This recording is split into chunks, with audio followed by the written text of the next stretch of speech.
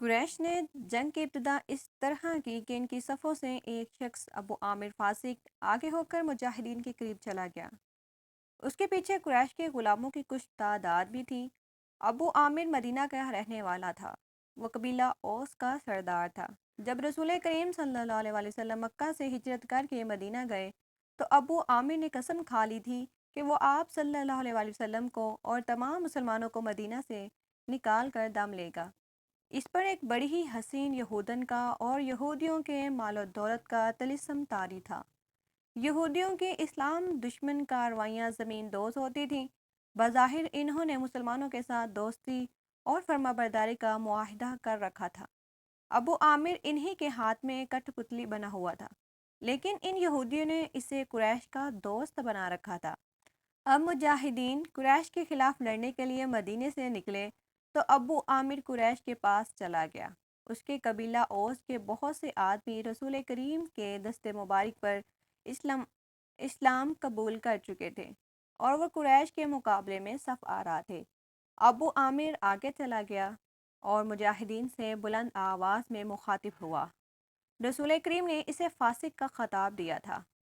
قبیلہ اوس کے غیرت مند بہادروں، ابو عامر فاسق نے کہا، تم مجھے یقیناً پہچانتے ہو، میں کون ہوں، میری بات غور سے سن لو۔ اور وہ اپنی للکار پوری نہ کر پایا تھا کہ مجاہدین اسلام کی صف سے قبیلہ اوس کے ایک مجاہد کی آواز گرجی، او فاسق بدکار، ہم تیرے نام پر تھوک چکے ہیں۔ خالد کو وہ وقت یاد آ رہا تھا۔ مجاہدین اسلام کی صف سے ابو عامر اور اس کے ساتھ گئے ہوئے غلاموں پر پتھروں کی بوچھار شروع ہو گئی تھی۔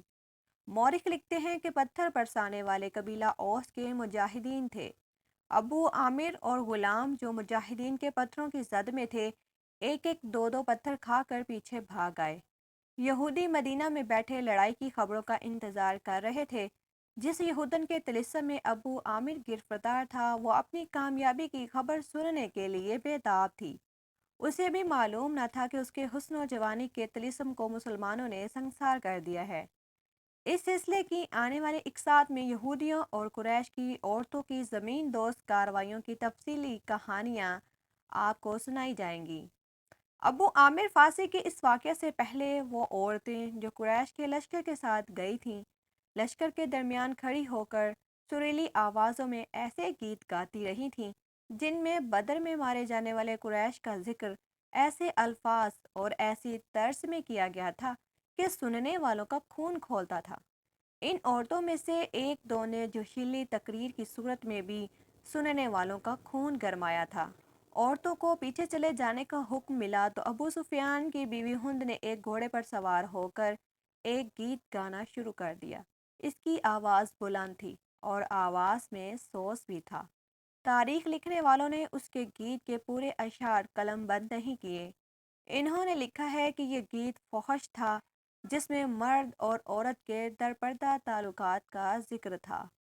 اس کے بعد ابو عامر فاسق پر مجاہدین اسلام کی طرف سے سنگباری ہوئی اور اس کے فوراً بعد قریش نے مجاہدین پر تیر پھینکنے شروع کر دیے۔ مجاہدین نے اس کے جواب میں تیر برسائے۔ خالد اپنے پہلو والے مسلمانوں کے پہلو پر حملہ کرنے کے لیے اپنے 100 سواروں کے ساتھ تیزی سے بڑھا۔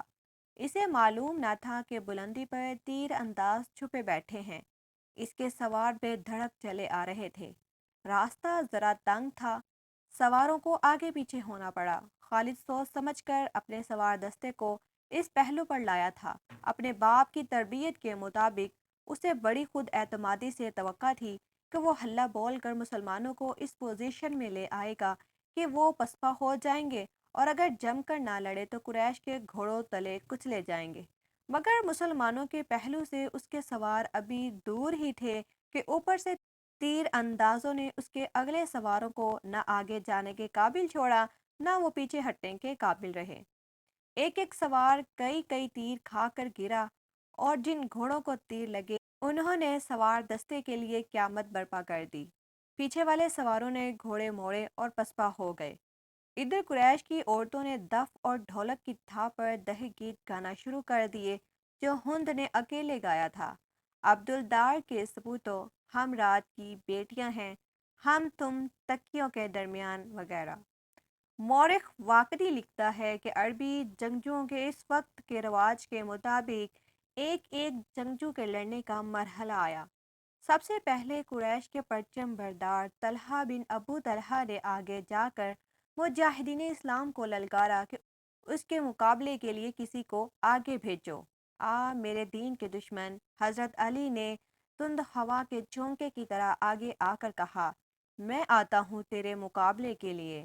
طلحہ اپنے قبیلے کا پرچم تھامے تلوار لہراتے ہوئے بپھرا ہوا آیا، مگر اس کا وار ہوا کو چیرتا ہوا گزر گیا۔ وہ بھی سنبھل ہی رہا تھا کہ حضرت علی کی تلوار نے اسے ایسا گہرا زخم لگایا کہ پہلے اس کا پرچم گرا، پھر وہ خود گرا۔ قریش کا ایک آدمی دوڑا آیا اور پرچم اٹھا کر پیچھے چلا گیا۔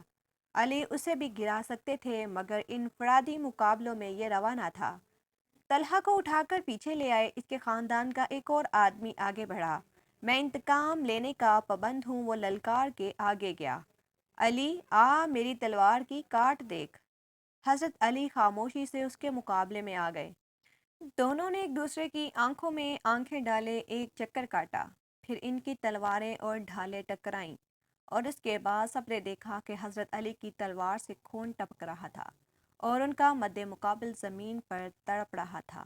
پھر قریش کے متعدد آدمی باری باری للکارتے ہوئے آگے بڑھے اور مجاہدین کے مقابلے میں مرتے گئے۔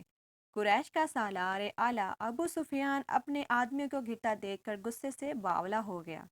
جنگی دستور کے مطابق اسے انفرادی مقابلے کے لیے نہیں اترنا چاہیے تھا، کیونکہ وہ سالار تھا۔ اس کے مارے جانے سے اس کی فوج میں ابتری پھیل سکتی تھی، لیکن وہ اپنے آپ پر قابو نہ رکھ سکا۔ وہ گھوڑے پر سوار تھا۔ اس نے گھوڑے کو ایڑی لگائی اور للکارتا ہوا آگے چلا گیا۔ اس کی بیوی ہند نے اسے جاتے دیکھا تو اپنے اونٹ پر سوار ہو کر آگے چلی گئی اور بڑی بلند آواز سے وہی گیت گانے لگی جس کے آشعار یہ بھی تھے کہ تم بھاگ آئے تو ہم تمہیں اپنے قریب نہیں آنے دیں گی۔ ابو سفیان گھوڑے پر سوار تھا، لیکن اس کے مقابلے کے لیے جو مسلمان آگے آیا وہ پیادہ تھا۔ تاریخ اسے حنظلہ بن ابو عامر کے نام سے یاد کرتی ہے۔ ابو سفیان کے ہاتھ میں لمبی برچھی تھی۔ کسی کو بھی توقع نہ تھی کہ تلوار والا پیادہ برچھی والے گھڑ سوار سے زندہ بچ جائے گا۔ ابو سفیان کا گھوڑا حنظلہ پر سٹ پٹ دوڑتا آیا۔ ابو سفیان نے برچھی تول کر پھر داغ کر مار دی، لیکن حنظلہ پھرتی سے ایک طرف ہو گیا۔ اس طرح 3 مرتبہ ہوا۔ تیسری مرتبہ ابو سفیان کا گھوڑا نکل گیا تو حنظلہ اس کے پیچھے دوڑ پڑا۔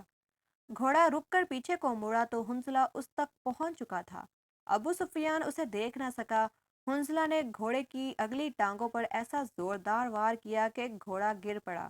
ابو سفیان دوسری طرف گرا۔ حنظلہ اس پر حملہ کرنے کو آگے بڑھا تو ابو سفیان گرے ہوئے گھوڑے کے ارد گرد دوڑ دوڑ کر اپنے آپ کو بچانے لگا، اور اس کے ساتھ ہی اس نے قریش کو مدد کے لیے بلا لیا۔ قریش کا ایک پیادہ دوڑا آیا۔ مسلمان اس غلط فہمی میں رہے کہ یہ آدمی ابو سفیان کو اپنے ساتھ لے جائے گا، لیکن اس نے بے اصولی کا مظاہرہ کیا، پیچھے سے حنظلہ پر وار کر کے اسے شہید کر دیا۔ ابو سفیان اپنی صفوں میں بھاگ گیا۔ آخری مقابلے کے لیے قریش کی طرف سے عبد الرحمن بن ابو بکر آیا۔ مورخ واقدی نے یہ واقعہ اس طرح بیان کیا ہے کہ عبد الرحمن بن ابو بکر کی للکار پر اس کے والد حضرت ابو بکر جو اسلام قبول کر کے رسول اللہ صلی اللہ علیہ وسلم کے ساتھ تھے، تلوار نکال کر اپنے جوان بیٹے کے مقابلے کے لیے نکلے۔ آگے مسلمان باپ کے کافر فرزند حضرت ابو بکر نے للکار کر کہا، رسول کریم صلی اللہ علیہ وسلم نے دیکھا کہ باپ بیٹا مقابلے پر اتر آئے ہیں، تو آپ نے دوڑ کر حضرت ابو بکر رضی اللہ عنہ کو روک لیا۔ تلوار نیام میں ڈالیں ابو بکر، رسول کریم صلی اللہ علیہ وسلم نے فرمایا، اور ابو بکر رضی اللہ عنہ کو پیچھے لے گئے۔ آج تک کے لیے بس اتنا ہی۔ امید ہے کہ آپ کو آج کی یہ قسط پسند آئی ہوگی۔ لائک اور کمنٹ ضرور کریں، اور اگلی اقساط کے لیے ہمارے چینل کو سبسکرائب کریں۔